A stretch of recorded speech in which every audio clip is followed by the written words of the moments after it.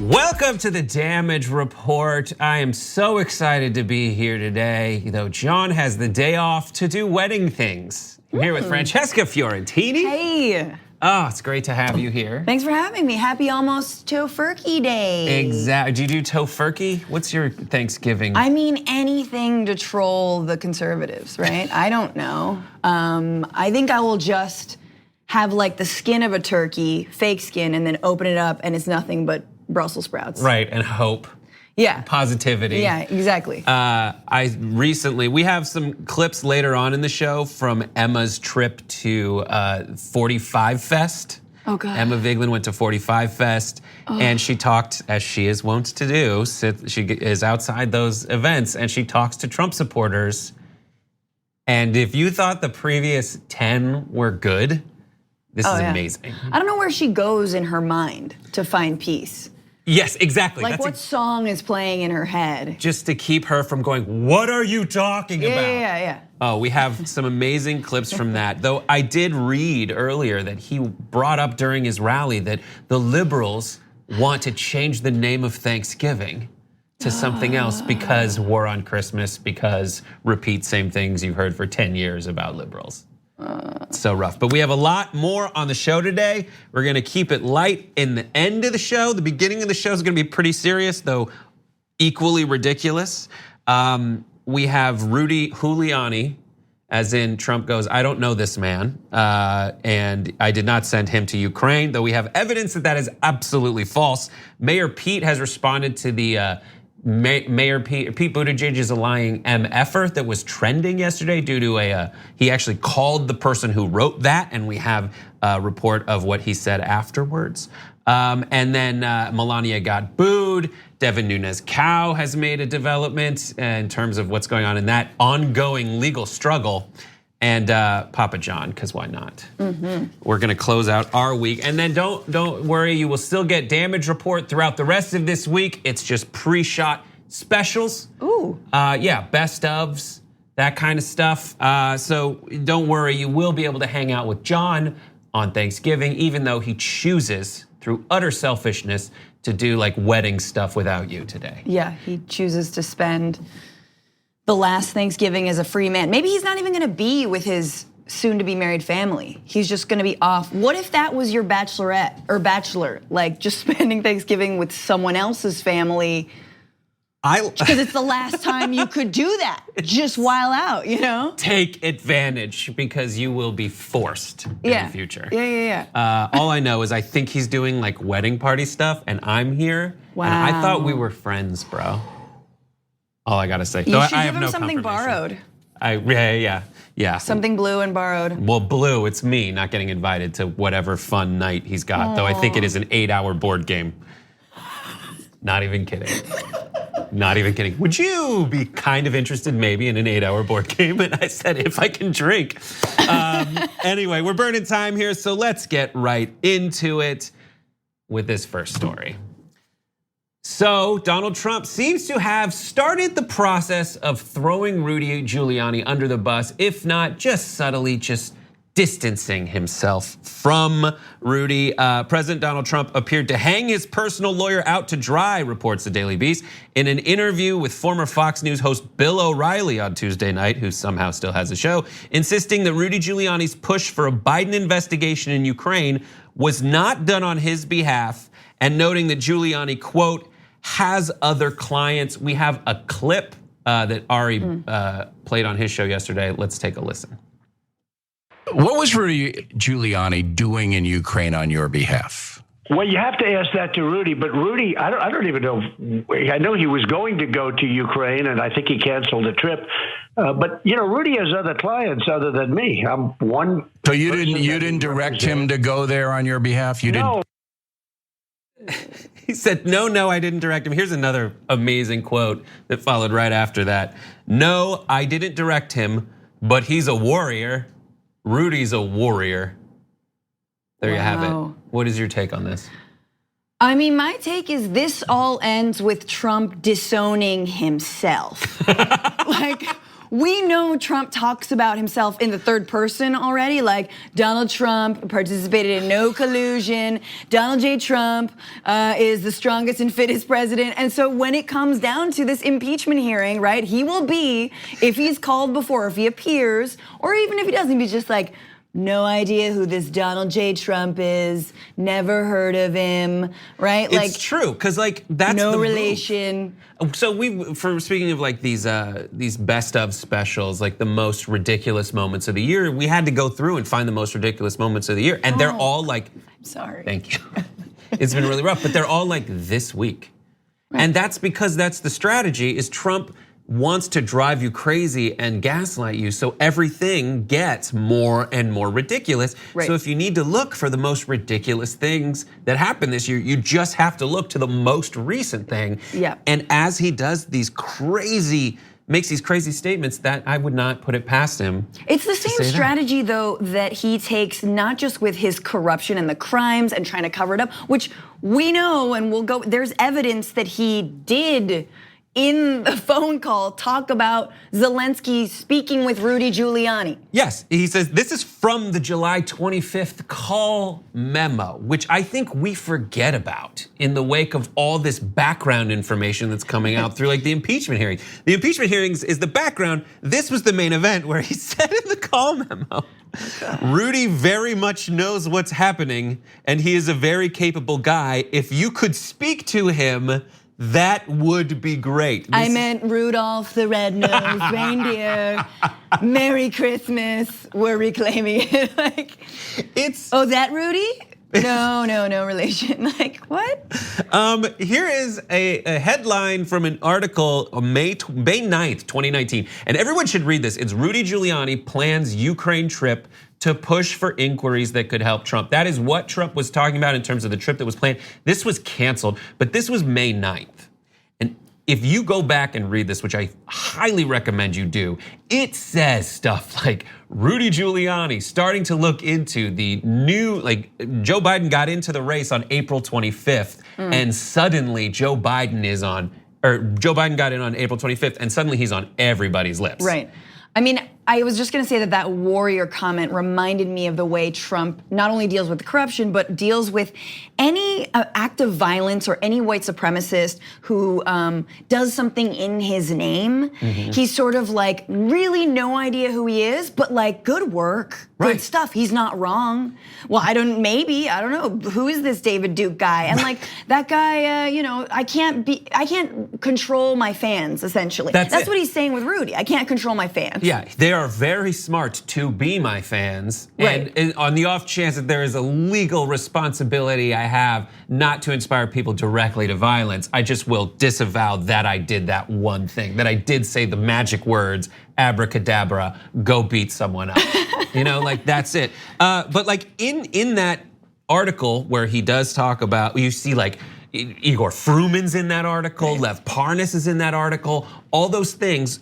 Rudy Giuliani, to rebut the thing that Trump said, saying that he has other clients, this is from that. Rudy Giuliani tells the New York Times, my only client is the President of the United States.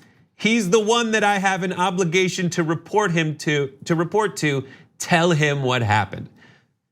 So in that, Trump's main point was he's got a lot of clients, he's going to Ukraine for a bunch of different stuff. Giuliani says, no, I have the one client. And yet, and this is sort of like a hanging thread that I have from this entire story, but you're like, obviously we need to simplify it, and it is pretty darn simple. But Giuliani's actually not being paid by Trump, like directly. He was being paid by Lev and Igor. And like they gave him what, $500,000, something like this? Like, so I'm still unclear, like could Trump claim that, I don't know, he was working, for me. I guess he was just a big fan. Like, once again, like I didn't actually pay him. He's just committed. But that's how far off from the through line we get. It's a volunteer. It's a volunteer. And it's also like he's an intern. Yeah, he's an unpaid. We're giving him college credit. But it's just like the nonsense of it all. Yeah. Like the vast like fog of the grift. Yes. Might be their saving grace. Yeah. But I hope not, because we have in this big conversation, I need you to do me a favor though, and the quid pro quo of all that, not to mention the timeline that when you're talking about withholding all this military aid, Trump okayed military aid until it seems around April 25th when Joe Biden starts getting in the race and becomes the front runner. And then I heard someone on CNN this morning go like, dude, I used to cover a bunch of like mob bosses. And if you're asking for Trump to say like, I need you extortion, bribe, they don't do that. They say, I need you to do us a favor. Sure. Anyways. It would be a shame if something happened to your little country. And we leave you with this, speaking of little country. Donald Trump tweeted this today. I don't know if you've seen photos of Donald Trump. He doesn't look quite like that. But he tweeted that image of himself as Rocky the boxer, I want to say, looking distant and like he's been hit in the face one too many times. But like he tweeted that out himself. Yeah, they have the same brain damage. I get it. All right, we got to take a break. When we come back, Mayor Pete responds to the allegations that he is a, quote, lying MF. We'll be back. We need to talk about a relatively new show called the Republic, or UNFTR. As a Young Turks fan, you already know that the government, the media, and corporations are constantly peddling lies that serve the interests of the rich and powerful. But now there's a podcast dedicated to unraveling those lies, debunking the conventional wisdom. In each episode of the Republic, or UNFTR, the host delves into a different historical episode or topic that's generally misunderstood or purposely obfuscated by the so-called powers that be, featuring in-depth research, razor-sharp commentary, and just the right amount of vulgarity. The UNFTR podcast takes a sledgehammer to what you thought you knew about some of the nation's most sacred historical cows. But don't just take my word for it. The New York Times described UNFTR as consistently compelling and educational, aiming to challenge conventional wisdom and upend the historical narratives that were taught in school. For as the great philosopher Yoda once put it, you must unlearn what you have learned. And that's true whether you're in Jedi training or you're uprooting and exposing all the propaganda and disinformation you've been fed over the course of your lifetime. So search for UNFTR in your podcast app today and get ready to get informed, angered, and entertained all at the same time.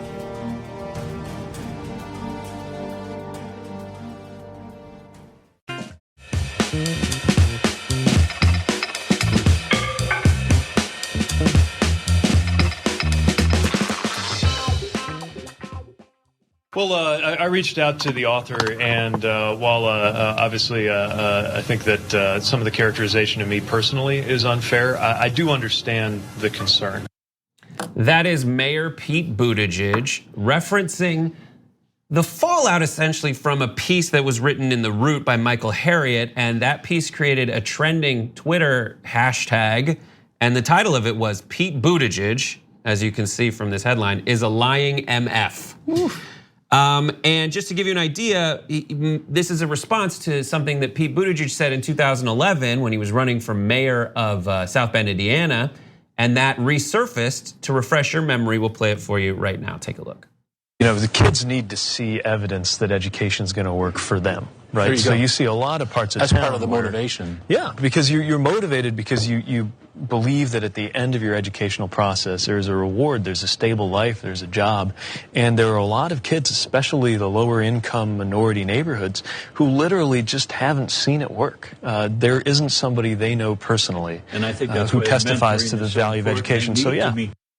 So that's what he kind of, he said a lot more, but that part is essentially the heart of it, which is, listen, these black kids just don't have someone who succeeded due to education, so they don't know the value of it. Super coded though, like very coded in like Democratic line politics. You know, Absolutely. Like Republicans would probably say African Americans, you know, in that way. That was the best someone who knows nothing about it could muster in 2011. Yeah. It seemed, and this was before. So we showed you the headline. Here's a little taste of what Michael Harriot wrote in his piece. He said majority minority schools receive $23 billion less in funding than majority white schools, according to a recent study in EdBuild. Mayor Pete's bull-essery is not just wrong, it is proof.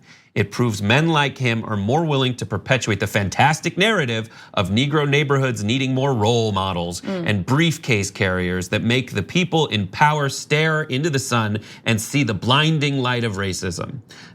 Get-along moderates would rather make stuff up out of whole cloth than wade into the waters of reality. Pete Buttigieg doesn't want to change anything. He just wants to be something. Ooh. And I talked to someone who saw him on the campaign trail, and that's what they said. They said, oh, this guy just wants it so bad. Get along moderates is brilliant. I love that turn of phrase. I mean, yeah, I just look at his demeanor. Look at his face, just the way that he's got sort of a poo-eating grin, if I can say that. Yes, you can.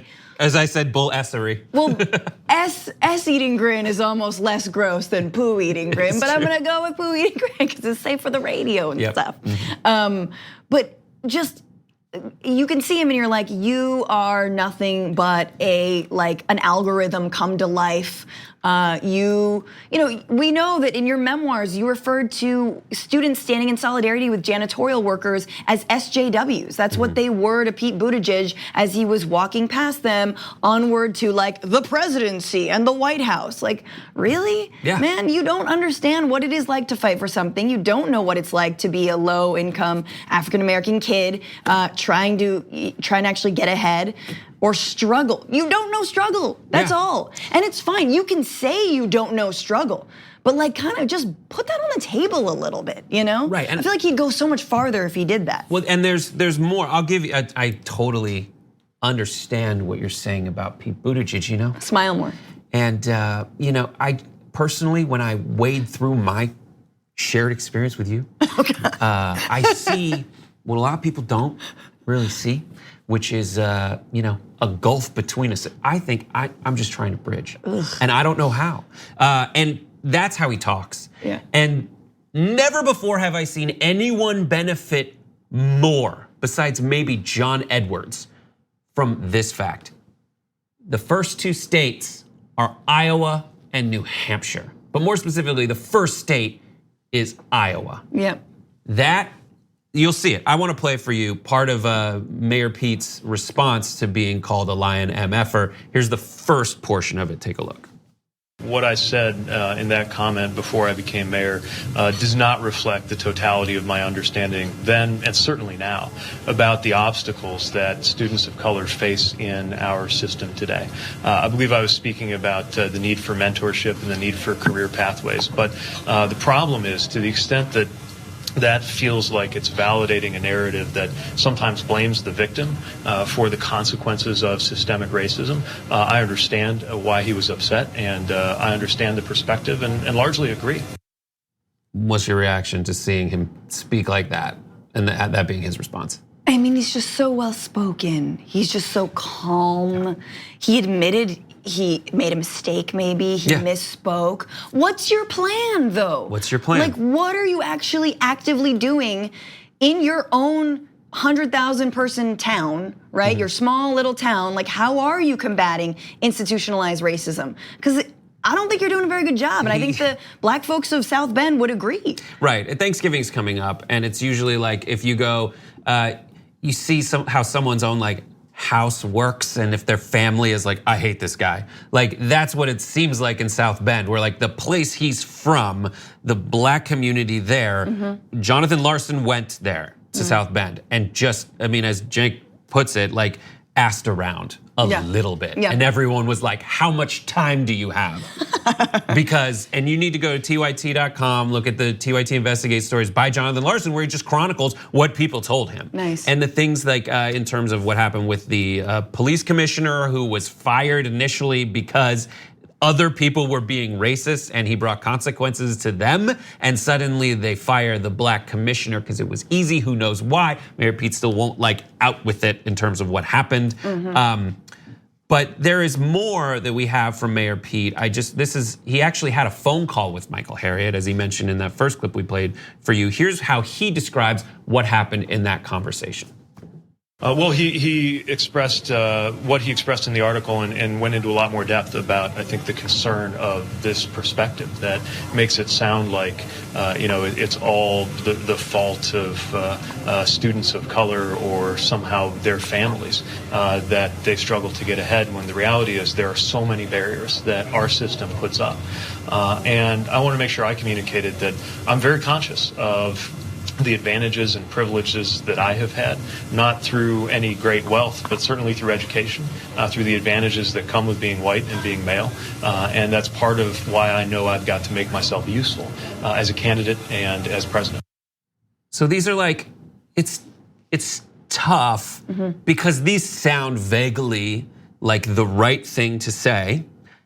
The same way that in 2011, when he was talking during that debate on TV, those things were the right thing to say. Yeah, absolutely. And I mean, I think it's so interesting to talk about racism and Pete Buttigieg, because ultimately this is a candidate whose entire campaign is thanks to white privilege, white male privilege. I've said it here and I will say it again. There are far more qualified women, far more qualified people of color, people who are senators, people who have had way more responsibility than being the mayor of a small town. And Pete started a PAC, right? He was gonna raise all this money for Democratic candidates.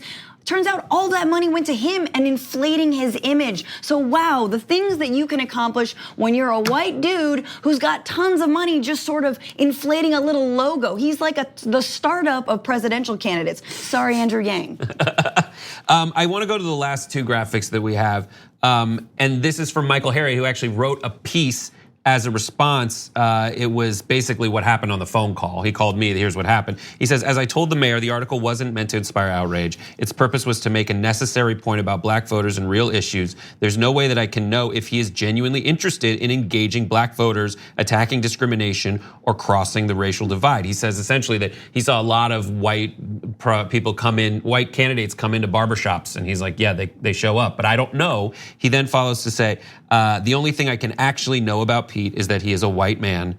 But Pete Buttigieg listened, which is all you can ask a white man to do, unless, of course, he wants to fight.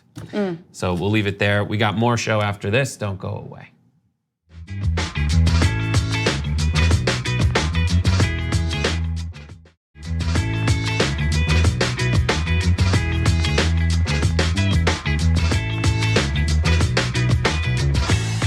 If you haven't watched any of Emma Vigeland's videos on Rebel HQ, where she goes to Trump events and talks to the people there, you need to. And to entice you to do precisely that, I'm gonna show you some videos from her trip to 45 Fest, which is a Florida rally thrown by Donald Trump yesterday, I believe it was. And she's put the full videos up on Rebel HQ. We're just gonna play them right now and react to them. First, this one is someone has seen through all of the ruses out there, and he knows the truth as to why Donald Trump might seem corrupt. Take a look. I think President Trump is in fact a stable genius, and he's demonstrating it right now. He's baited the Democrats into a trap, and they've fallen for it. These investigations would not have occurred if he wouldn't have got the Democrats to look into him, and that's exactly what's going on. So he is rooting out corruption by making himself seem corrupt, but he's not actually corrupt. Well, so you're saying it's kind of a three-dimensional chess situation where he's playing the Democrats by them moving forward with impeachment? Exactly, and they took the bait. How so? They're investigating him, and they're just finding corrupt Democrats, not Republicans. Who? I don't want to comment on that because, like I said, I'm not fully informed on everything that's been going on in the proceedings, but the Bidens are definitely coming under some heat for this. This dude. There's a lot to unpack there. We'll start at the end. He's listened. I'm sure he gets to say like, I've listened to it all and I know what's happening. But he also says I'm not informed on all of it. And so he just pulled out the word Biden's. Yes. And that's it. Well, I like the fear in his eyes when Emma asked the very bold question, why? Why do you think that? Also, like three-dimensional chess is just dementia, folks. That's all it is. There's no dimensions. Dementia. Dimensional chess. Three-dimensional chess is what Trump is playing. That's all it is. And yes, those are backwards clown glasses on my hat. Thank you. The idea, like the logic in that guy's argument is like, yeah, I committed the murder and the robbery so that you could find out more about the police. It's like, I what? framed myself. So I killed a guy and put his blood on me so you would think I killed a guy, but I didn't. Also the admission that he appears to be corrupt. Yeah. What's the difference between appearing to be corrupt? Yeah, the evidence might make it appear like he did it. You gotta go through all the motions to be corrupt, but you're not actually corrupt. You gotta do a certain amount of corruption to appear corrupt.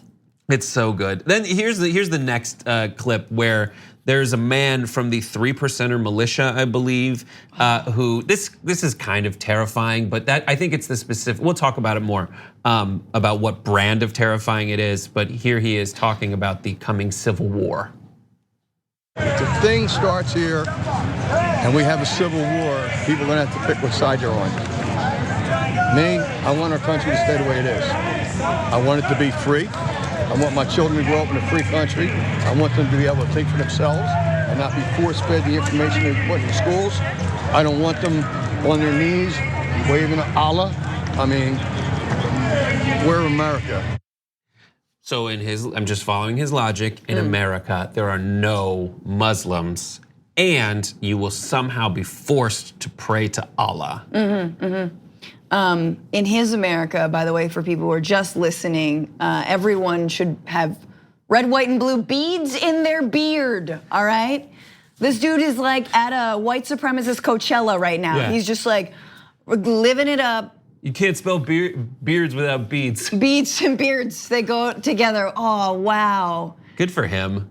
I And he has a pen. feel like the only question that comes next is, who put those beads in your beard? I can't say What anything. beads in your beard? Beards. I don't know. He did. He had a moment this morning. But like this is what's left, Brett, though. I'm sorry, like this is what's left after the impeachment hearings. I mean, I think this is my belief. I know we always talk about the base and how the base will never be shaken. I think the base is getting smaller and smaller and smaller and crazier and crazier and crazier. And so the whole structure is teetering, as when it happens, you have a small little base on anything. But these are the guys who are left. These are the crazies who are like, Sharia law is coming for us. And guess what? They're even more violent and they're scarier and scarier. And again, I think from now until November of next year, Trump rallies are going to look more and more like Klan rallies. I'm just gonna put it like, I'm just saying that. Like, they are going to be crazier. He's gonna say the crazier things. He's gonna incite people to more violence. And I don't know what our response to that can be and should be. I don't know. Other than restating the facts, but I do think that anyway, I think he's losing base. I think that folks, the silent majority who came out to vote for him, who were like, he said racist things, but it's not his heart. I think some of those people are saying, let's maybe not go with him this time around. I mean, I would just say that I think they would maybe stay home. Yeah, like they wouldn't vote for someone else. Like there's someone I know in Florida who voted for Trump last time and literally just goes, my portfolio is fine. My stock portfolio And that's great. Fine. Let's have them stay home. I think that's what's important. Whoever gets people out to the polls is gonna win. I just don't know if I can sign on to your logic about the base being crazy as evidenced by this next video. This guy seems totally normal. The reason why I really am here is for this. Donald Trump Jr. for president, 2024 to 2032, to keep the Trump train rolling.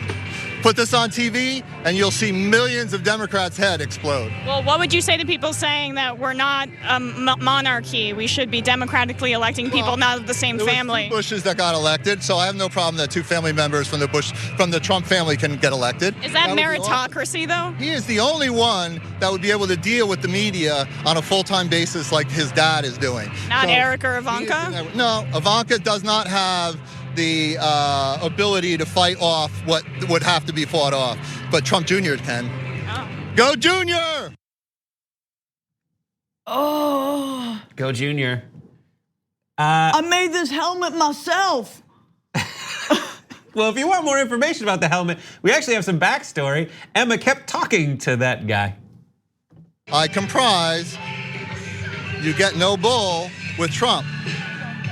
Put the horns on the helmet, put the bull on the top with the line through it, and my picture was actually taken and put in the Sun Sentinel from 2012. So I am truly an original Trumper. Amazing. Do you get that you look like Satan with the horns at all? No Satan's. Actually, these are bull horns from Texas that I imported.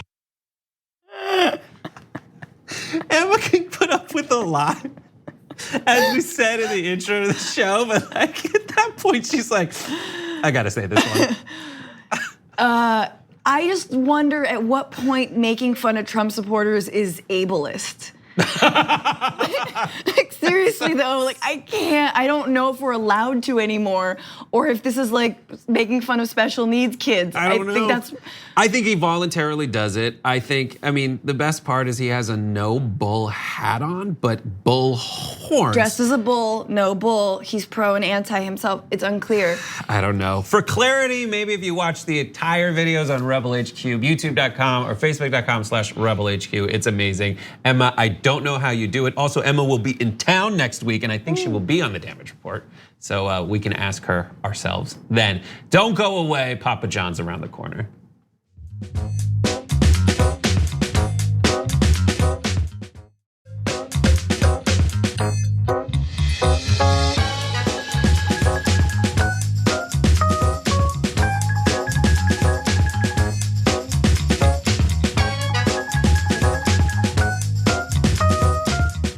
Be best, says Melania Trump, and she took to the road with her Be Best tour, going to a Baltimore area school on Tuesday, where she, according to a tweet, Melania Trump was just booed for nearly a minute at an opioid event in Baltimore after being met by a chorus of boos.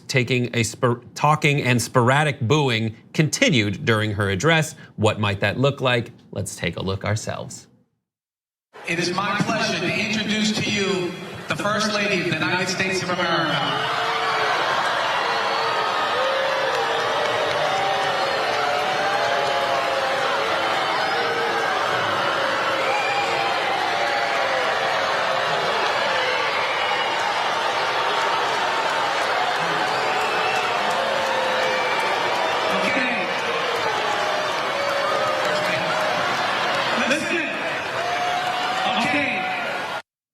As Edwin said, it's not be best, it's be booed.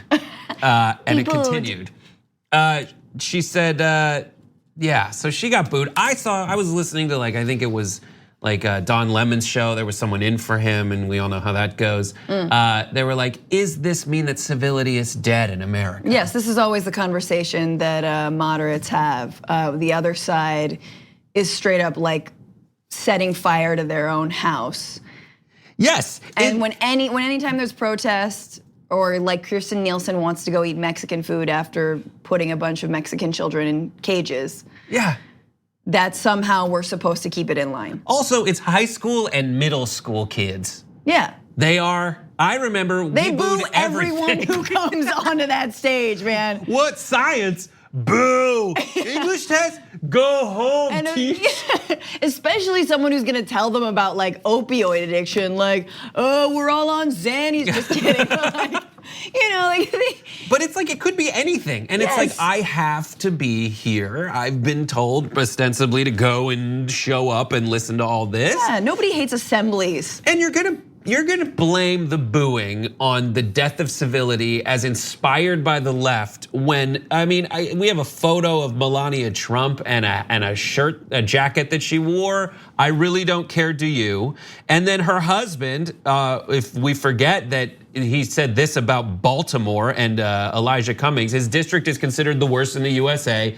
It is a disgusting rat and rodent infested mess and a very dangerous and filthy place, he said about this area. We don't even have to go, we could go to pipe bombs being set outside of, senators and congressmen's doorsteps. Like the kinds of violence that Trump and the right wing have inspired in the last few years, from anti-Semitic violence, Islamophobic violence, violence against black people, like white supremacist violence, it's no comparison. So what's a little bit of a boo? So what's protesting someone as they're, eating? Like, no, you don't get to be seen in public. I'm sorry. Yeah. I almost spilled coffee on Tommy Lahren book in an airport, and I didn't, and I hate myself every day. You thought about it. It was right next to Janine Pirro's. Right, in that section, in the hate section. Yes, in the hate section. The hate you know when you want some light hate reading on the plane? Just thumb through it.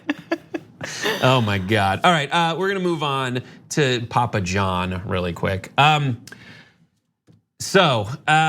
Papa John is still alive, and he is not happy that he is no longer involved in the Papa John's franchise. He did an interview with WDRB talking about it.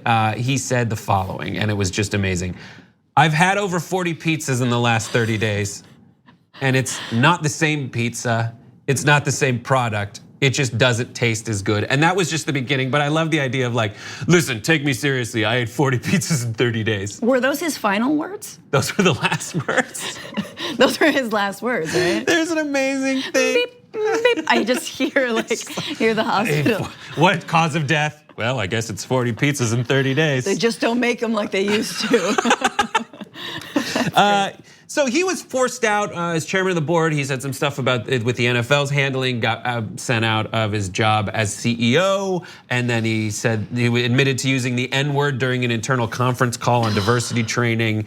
But he said that he did it to convey his hatred of racism and was quoting another famous founder. And, just so you know that quote, it was Colonel Sanders called blacks N-words and Sanders never faced public outcry. Colonel Sanders, that was a long time ago. And just because he didn't face public outcry, that doesn't mean no one should face public outcry. Oh man, I don't think we can ever eat fast food chicken. All the chicken's bad. When is someone gonna make like a woke chicken, just any chicken product? Come on, Popeye. He fought. Yeah, they have the sandwich, right? If you can get it. People have been killed for it. Right. I just want to put out this last image for you of Papa John. I feel so sorry for him. Let's take a look at his house, please. His house in Kentucky, which Mitt Romney was quite impressed by. Essentially, just if we can't pull it up, imagine, there it is. Whoa. It's a sprawling $700 million home or something like that. And it's got a moat that he built and there's a train. So I'm sure he's not doing too bad. Juan. Yeah. Anyways, good job for you, Papa John. He said the day of reckoning is gonna come, and I think that's just when he finally clears the blockage of all that cheese. All right, don't go away. We got one last story for you, and it's a doozy about Devin Nunes's cow.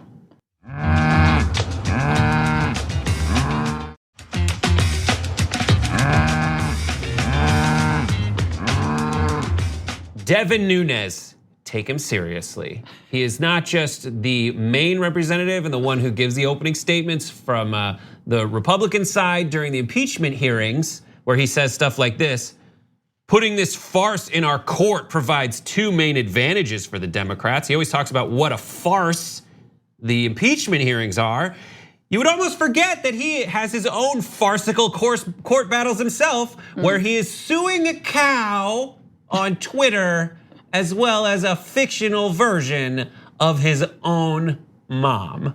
And there's been a court filing in Sacramento, as reported in his district, as reported by the Sacramento Bee. A Democratic strategist is refusing to disclose communications that could reveal the identity of the anonymous Twitter users who criticized Representative Devin Nunes, arguing in a new court filing that the accounts are clearly satirical expressions of political speech. This going to the guy on the right who probably always talks about free speech. In a new filing to quash the subpoena, the attorney argues that the Twitter account's language, quote, does not constitute defamation and that courts are tasked with protecting anonymous communications in the interest of freedom of speech. Now, here is the amazing part. Yeah. The wording in this court filing is absolutely everything. The way that you have to communicate in a court filing versus like person to person, I do think that the lawyer had some fun with this. Writing, no reasonable person would believe that Devin Nunes cow actually has a Twitter account, or that the hyperbole, satire, and cow-related jokes it posts are serious facts. It is self-evident that cows are domesticated livestock animals and do not have the intelligence. We hold these truths to be self-evident. Cows are domesticated livestock animals and do not have the intelligence, language, or opposable digits needed to complete the rest of that court filing. Yeah, or opposable digits needed to operate a Twitter account. Devin Nunes' mom likewise posts satirical, patronizing, nagging, mothering comments which ostensibly treat Mr. Nunes as a misbehaving child. My question is, will Devin Nunes' actual mom have to appear in court and be like, how does one Twitter? They're like, it's like a hostage video of his mom holding up today's newspaper for like 24 hours. Be like, here's the video of that happening, and here's a tweet from that same time. It was not Devin Nunes' mom doing it. There's like, what else would he bring in court? Would he bring the Chick-fil-A cows to be like, some of them can write? Yeah, they made this sign. Yeah, eat more chicken. That's how, or the response is like, that's not how cows write. Or he'll bring in like a picture of the president and be like, you say cows don't have opposable thumbs? Counterpoint. He just picture of the president. A cow who can tweet. I love that we have cow B-roll. I do want to read like a. I feel like you probably did that. Yeah, that's true. Probably. Oh, that's from Pixabay. pretty Everyone one. go to pixabay.com if you want random ass videos and livestock images. I just want to point this out because it gets lost in like who from the Republican side has gravitated toward the nonsense. Who is like most reasonable people who are in Congress are doing like the Mitch McConnell thing where they're like, I'm gonna sit this one out until I actually have to say something, versus the Jim Jordans and the Devin Nuneses who are like, I'll do it, I have no pride. Like, here's a quote. This is how Devin Nunes opens every impeachment hearing. He opens it with something like this. Welcome back to the circus, ladies and gentlemen. We are here to continue what Democrats tell us is a serious, somber, and even prayerful process of attempting to overthrow a duly elected president. This guy has no respect whatsoever for the legal system. No. Because he clogs it up by suing a cow. By suing a non-existent cow. I don't know, maybe that's like a really like deep cut where he's from in like Tulare County. Is that, I don't know, like let us know. Is that like when you call someone a cow or you impersonate a cow? Is that like, hey, nobody impersonates a cow here in the Central Valley? Yeah, I don't know. Central Valley of California. Maybe people are really sensitive about that. We've driven up and down many times. We go through that area. We tip the cat. We don't impersonate them. I mean, like if he were claiming like some religious grounds, like some Hindu, like sacred, cowdom, but that I'd believe. No, now he just wants to clog up the legal system with talks of this, and that's like everything that he starts out. He should say, "Listen, I'm suing a cow now about the sanctity of our legal process." Okay, and then Jim Jordan, it's like, "Hey, I'm embroiled in a decades-long cover-up at a crisis at the Ohio State University wrestling team. Now about your integrity." Like, yeah. It's ridiculous. I really wish Adam Schiff could just be like, so, excuse me, like House or Intelligence Community Minority Leader, Devin Nunes, like, who are you suing right now? For the record, can you speak into the microphone? Yeah. Who are you suing? A cow? Cool. Fake a cow account? Oh, not a real cow, a fake cow.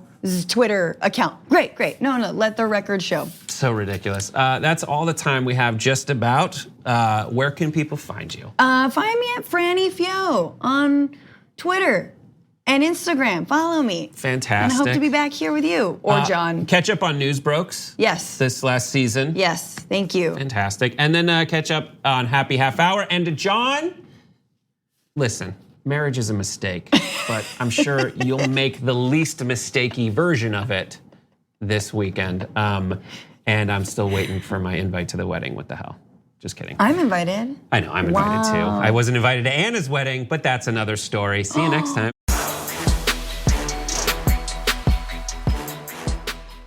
Thanks for listening to the full episode of The Damage Report. Support our work, listen ad-free, access members-only bonus content, and more by subscribing to Apple Podcasts at apple.co/TYT. I'm your host, John Adarola. I'll see you soon.